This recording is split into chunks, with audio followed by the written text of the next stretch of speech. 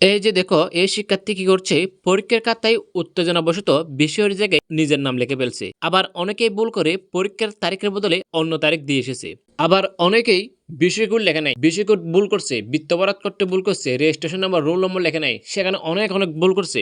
এখন কি হবে, তোমার রেজাল্ট কি আসবে নাকি খাতা বাতিল হয়ে যাবে?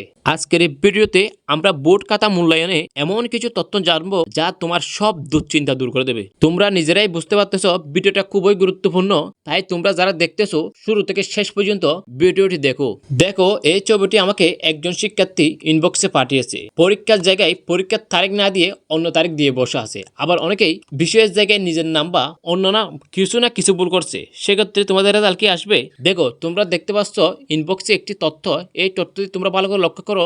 এই তথ্যটি হচ্ছে বোর্ড খাতা মূল্যায়নের জন্য তোমাদের খাতা যারা দেখবে তাদের উদ্দেশ্যে 5টি জরুরি নির্দেশনা জারি করেছিল। তার মধ্যে হচ্ছে এটি অন্যতম। এখানে বলা হয়েছে পরীক্ষকদের নির্দেশ দেওয়া হয়েছে যে যেন তারা খাতা দেখার সময় কোনো প্রকার ব্যক্তিগত খুব বা নেতিবাচক মানসিকতা না দেখান। অর্থাৎ এখানে স্পষ্ট বলা হয়েছে যে তুমি যদি ভুল করে বিষয়ের জায়গায় নিজের নাম লেখো, পরীক্ষার তারিখ ভুল করো, তাতে খাতা বাতিল হওয়ার কোনো সম্ভাবনা নেই। সেগুলোর ক্ষেত্রে তোমাদেরকে ছাড় দিতে বলা হয়েছে। অর্থাৎ তোমার খাতা বাতিল হওয়ার কোনো সম্ভাবনা নেই। একজন শিক্ষক যখন একসাথে 300 থেকে 700 খাতা মূল্যায়ন করে, তখন তার কাছে তোমার উত্তরের মান এবং ওএমআর সিটের ফরম্যাট সবচেয়ে গুরুত্বপূর্ণ। অর্থাৎ তোমার যে এই যে এখানে দেখতে পাচ্ছ, তোমার খাতা থেকে যে খাতাটি ছিঁড়ে নিয়ে ফেলছে, যে ফরম্যাটটি ছিঁড়ে নিয়ে ফেলছে, এবং সেটি এবং তার সাথে যে খাতার সাথে আরেকটা ফরম্যাট থাকে, সেটাই সবচেয়ে গুরুত্বপূর্ণ তোমার রেজাল্টকে কম্পিউটারে প্রসেসিং করার জন্য। যিনি আমাকে এই ছবি ইনবক্সে পাঠিয়েছিলে, তুমি আমার কাছে প্রশ্ন করছিলে তারিখ ও বিষয় ভুল হলে কি কম্পিউটার রেজাল্ট আটকে দেয়? উত্তর হলো না। দেখো, বিষয়টা ভালো করে বোঝার চেষ্টা করো। তোমার রেজাল্ট দেখানোর জন্য, তোমার রেজাল্ট কম্পিউটারে প্রসেসিং করার জন্য সবচেয়ে গুরুত্বপূর্ণ হলো তোমার রোল নম্বর, রেজিস্ট্রেশন নম্বর। যদি তোমার ওএমআর সিটে সবকিছু ঠিক থাকে, তাহলে তোমার রেজাল্ট আটকে থাকবে না, তোমার রেজাল্ট চলে আসবে। এই যে দেখো, তোমরা আমাকে এখন অনেকে কোয়েশ্চেন করতে পারো, এই যে এখানে 1 নম্বর পাইলো, 5 নম্বর পাইলো, সেটা কিসের জন্য পাইছি? যিনি আমাকে এই ছবিটি ইনবক্সে পাঠিয়েছো, তুমি আমার কাছ থেকে জিজ্ঞেস করতেছিলা এ 1 কেন পাইছে, এ 5 কেন পাইছে। দেখো, অনেক স্টুডেন্টই আছে তোমার হচ্ছে পরীক্ষা এমনি অ্যাটেন্ড করে, বুঝছো?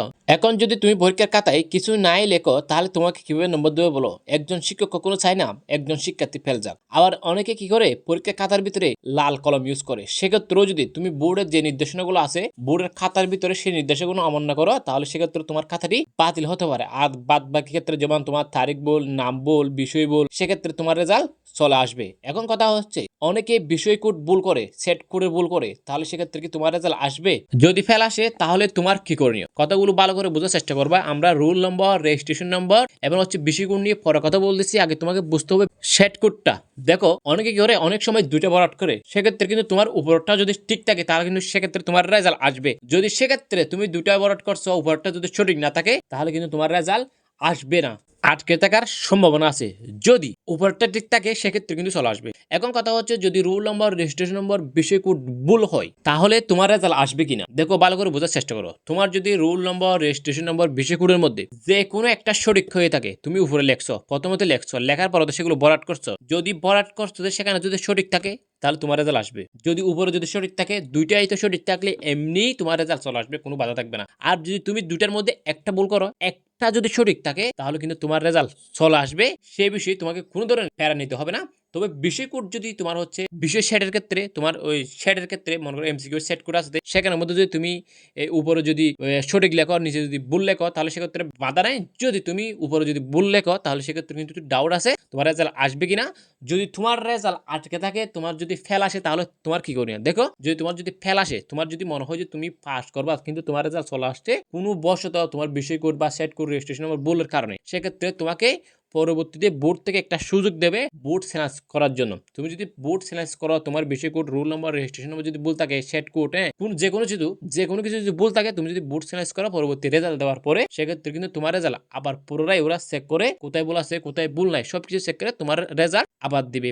তো এসব বিষয়ে কোনো ধরনের প্যারা নিতে হবে না।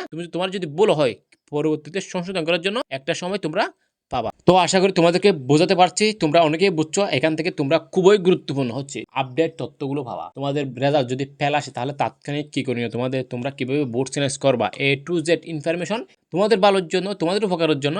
আমাদের চ্যানেলটি এখনো যারা সাবস্ক্রাইব করো, অবশ্যই চ্যানেলটি সাবস্ক্রাইব করে পাশে থাকবা। আর তোমরা কোন বিষয়ে ভিডিও চাচ্ছ, তোমাদের কোন বিষয়ে প্রবলেম আছে, অবশ্যই কমেন্ট বক্সে কমেন্ট করবা, সে বিষয়ে ভিডিও দেবো। মহান আল্লাহ তাআলা সকল শিক্ষার্থীর মনের আশা পূরণ করুক। আল্লাহ হাফেজ।